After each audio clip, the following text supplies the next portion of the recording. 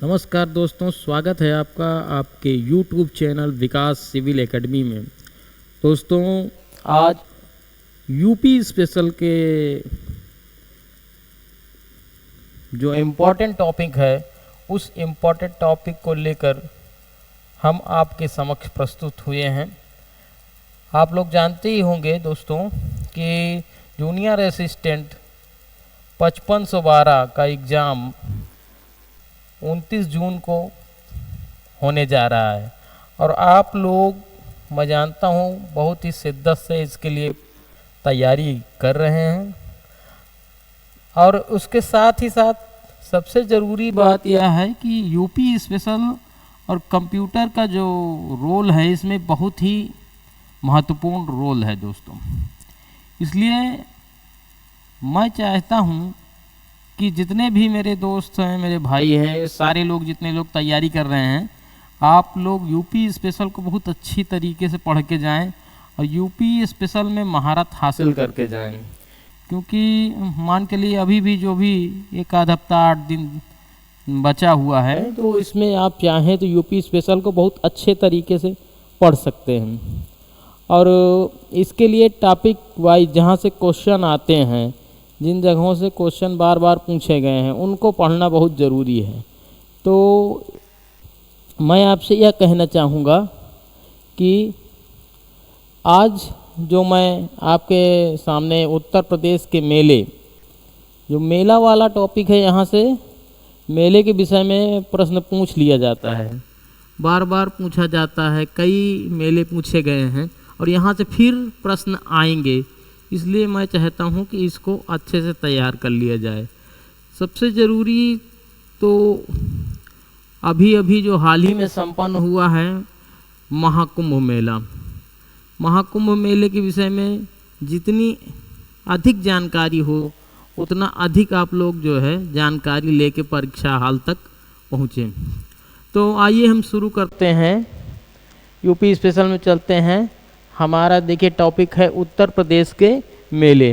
तो उत्तर प्रदेश के मेले, किसी भी राज्य में जो राज्य के मेले होते हैं वहाँ की जो है सांस्कृतिक समृद्धि को दर्शाते हैं और ये बताते हैं कि लोग वहाँ की संस्कृति से कितने जुड़े हुए हैं और वहाँ की जो विरासत है। मेले आज के नहीं हैं, बहुत प्राचीन मेले हैं। जहाँ जहाँ जिस जिस जनपद में मेले लग रहे हैं, ये सारे बहुत ही प्राचीन मेले हैं, बहुत ही ऐतिहासिक मेले हैं, तो इनका बड़ा ही महत्व है। तो सबसे पहले हम कुंभ मेले के विषय में बात करते हैं। देखिए, अगर हम कुंभ मेले के विषय में बात करें तो ये जो कुंभ मेला है इसका आयोजन 4 स्थानों पर होता है। 4 स्थानों पर होता है। तो सबसे पहला जो स्थान है वो है प्रयागराज।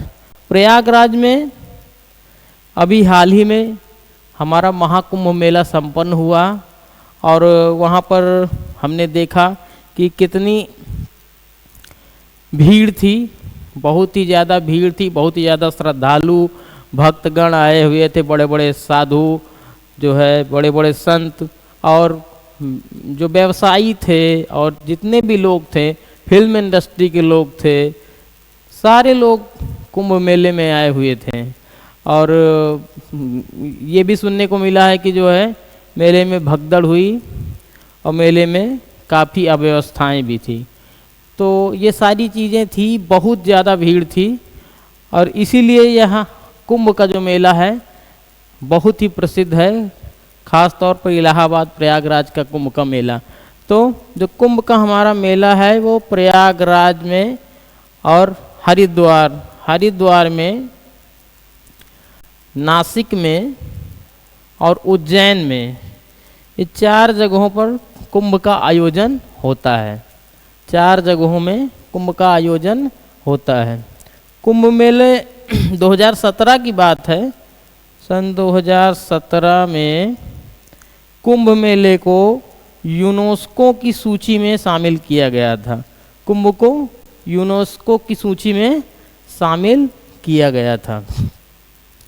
तो ये 4 जगह जो हैं, यहाँ से प्रश्न ये पूछा जाता है कि जो माघ मेला है या फिर जो महाकुंभ का आयोजन होता है निम्न में से किस स्थान पर नहीं होता है या फिर किस स्थान पर होता है।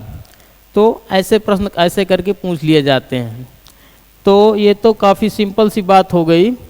और इसके बाद हम लोग आगे बढ़ते हैं,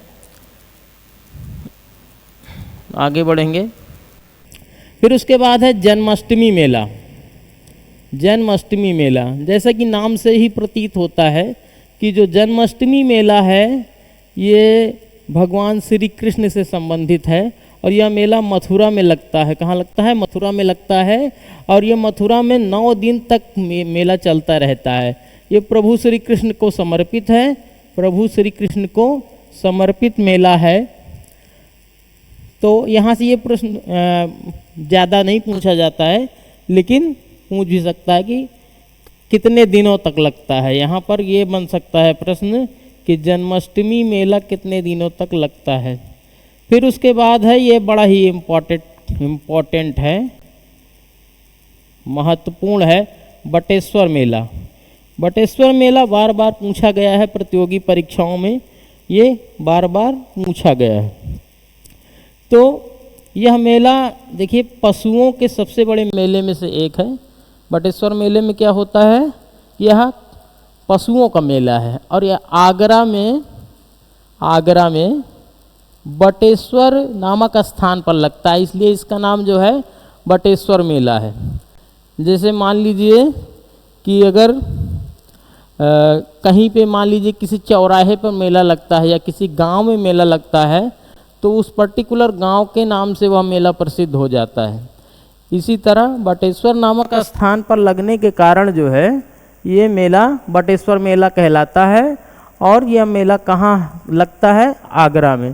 प्रश्न ये पूछा जाता है कि बटेश्वर मेला कहाँ लगता है और उसमें क्या दिया था? जनपद का नाम दिया रहता है, जनपद आगरा है। अब इसमें क्या होता है कि जो दीपावली होती है इसके 3 दिन पहले जो जानवर होते हैं जैसे बकरी हो गए, घोड़े हो गए, ऊंट हो गए, गधे हो गए, इन जानवरों की प्रदर्शनी करके यह मेला शुरू होता है और इस मेले में इन जानवरों को खरीदा जाता है, बेचा जाता है। तो इसलिए जानवरों का यह मेला बहुत ही प्रसिद्ध है, बटेश्वर मेला। चलिए आगे देखते हैं। अब उसके बाद है नक्कटैया मेला। नक्कटैया मेला, नक्कटैया मेला जैसे कि नाम से ही आप लोग समझ गए होंगे कि नक्कटैया मेला खास तौर पर जब भगवान श्री राम के छोटे भाई लक्ष्मण जी ने जब सूर्पनखा की नाक काटी थी तो उस नाक काटने के संदर्भ में उसी को याद करके जो है ये नक्कटैया मेला का आयोजन किया जाता है। और यह मेला कहाँ लगता है? वाराणसी के चेतगंज में लगता है। कहाँ लगता है? बनारस के चेतगंज में लगता है। और ये 1887 में बाबा फतेह राम ने शुरू किया था। किसने शुरू किया था? बाबा फतेह राम ने शुरू किया था। 1887 सन 1887 में बाबा फतेह राम ने जो है ये नक्कटैया मेला की शुरुआत की थी। और लक्ष्मण जी का जो संवाद था, लक्ष्मण जी ने जो सूर्पनखा की नाक काट लिया था उसी को याद करके जो है बाबा फतेह राम ने नक्कटैया मेला जो है शुरू करवाया था। अब यहाँ से अक्सर प्रश्न पूछ लेता है कि नक्कटैया मेला कहाँ लगता है? तो बनारस में लगता है, बनारस में लगता है। फिर उसके बाद है देवा शरीफ मेला। देवा शरीफ मेला यह भी बार बार जो है यूपी SSS की परीक्षाओं में पूछ लेता है कि देवा शरीफ मेला कहाँ लगता है? तो बाराबंकी में लगता है। बाराबंकी में हाजी वारिस अली शाह की दरगाह पर ये मेला देवा शरीफ का जो मेला है हाजी वारिस अली शाह की दरगाह पर बाराबंकी में लगता है। फिर उसके बाद है नौचंदी मेला। नौचंदी मेला, नौचंदी मेला भी पूछ लेता है। नौचंदी मेले में क्या होता है कि इसमें हिंदू मुसलमान की परस्पर एकता के लिए ये मेला लगाया जाता है। हिंदू मुस्लिम की एकता के लिए प्रसिद्ध है और ये एकता का प्रतीक भी है। तो ये नौचंदी मेला मेरठ में लगता है, मेरठ में। और इसकी शुरुआत 1672 ईस्वी में होली के बाद दूसरे रविवार को शुरू हुई। तो कब हुई थी ये? 1672 ईस्वी में, 1672 ईस्वी में। तो 1672 ईस्वी में जो है नौचंदी मेला की शुरुआत हुई थी। और कहाँ हुई थी? कहाँ? मेरठ में। अक्सर यही पूछता है कि जो है नौचंदी मेला कहाँ लगता है? मेरठ में लगता है। एक सेकेंड।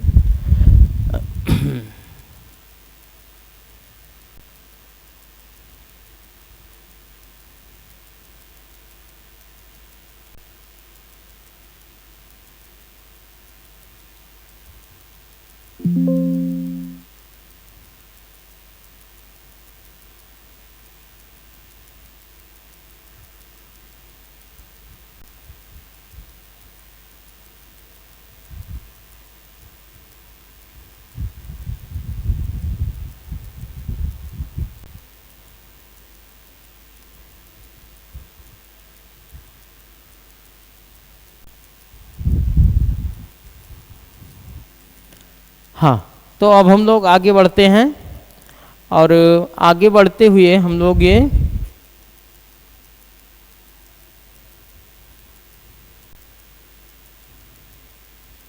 एक मिनट।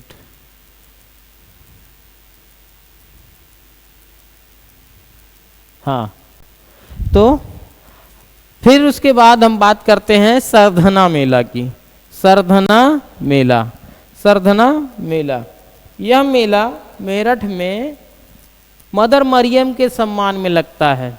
ठीक है, मदर मरियम के सम्मान में लगता है। मदर मरियम के सम्मान में लगता है।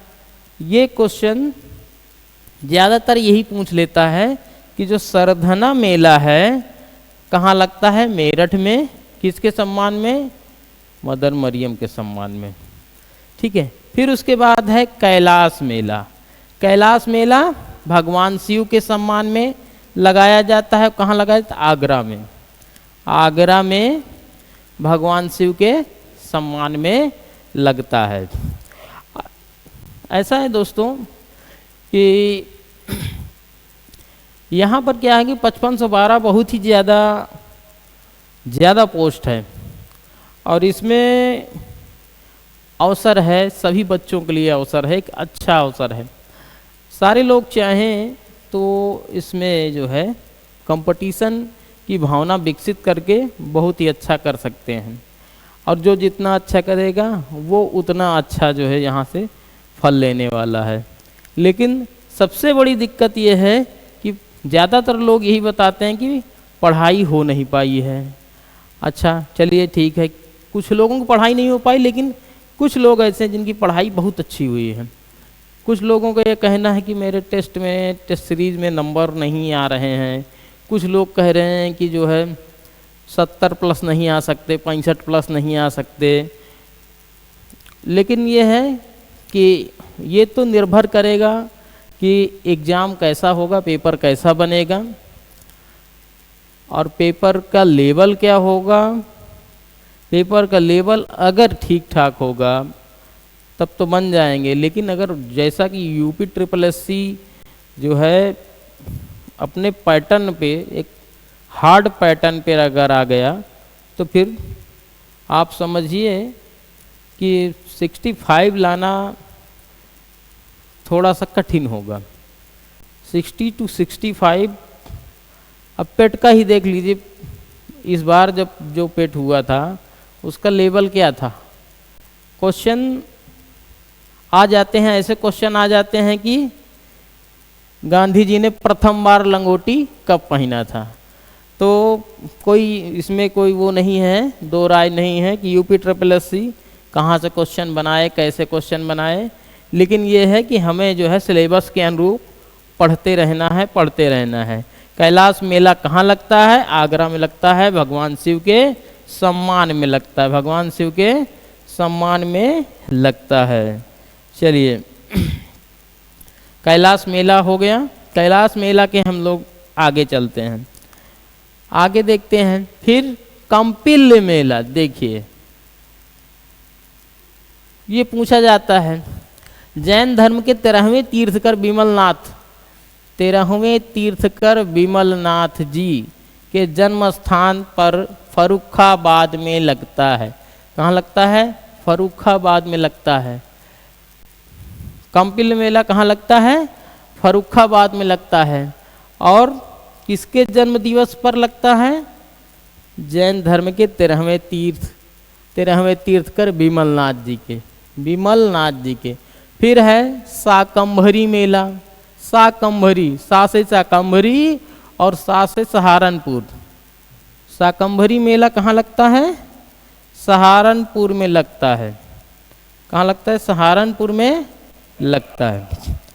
फिर उसके बाद है सोरो मेला, कासगंज एटा में लगता है और गंगा नदी के तट पर लगता है। सोरो कहाँ लगता है? कासगंज एटा, गंगा नदी के तट पर। फिर है राम बारात, राम बारात आगरा में। राम बारात कहाँ? आगरा में। संकट मोचन उत्सव बनारस में। संकट मोचन उत्सव कहाँ? बनारस में, यानी बनारस में मनाया जाता है। गणगौर मेला, गणगौर मेला भी बहुत फेमस है। और गणगौर मेला अक्सर पूछ सकता है, पूछ क्या सकता है कि कहाँ लगता है? तो कहाँ लगेगा? आगरा में। आगरा में शिव पार्वती की मूर्ति का जुलूस निकलता है, चैत महीने में मनाया जाता है। हमारे यहाँ गांव में भी गणगौर पर्व मनाया जाता है, जिसमें शिव और पार्वती जी की पूजा अर्चना महिलाएं करती हैं और गणगौर पर्व को जो है बड़े उत्साह से मनाती हैं। देखिए अगर आपको करना है कुछ 55-12 में कुछ अच्छा करना है, तो आप लोगों को जो है वीर रस का स्थायी भाव जो होता है उसको अपने मन में लाना पड़ेगा, वो बहुत ज़रूरी है। वीर रस का स्थायी भाव अगर है तो वह व्यक्ति वीर की तरह कुछ भी कर सकता है। क्यों? क्योंकि जो वीर रस का स्थायी भाव वाला व्यक्ति होता है, यानी जिसके अंदर उत्साह होता है, वो उत्साह में कुछ भी करता है। और उत्साह बहुत ज़रूरी होता है, सफलता पाने के लिए उत्साह बहुत ही ज़रूरी है।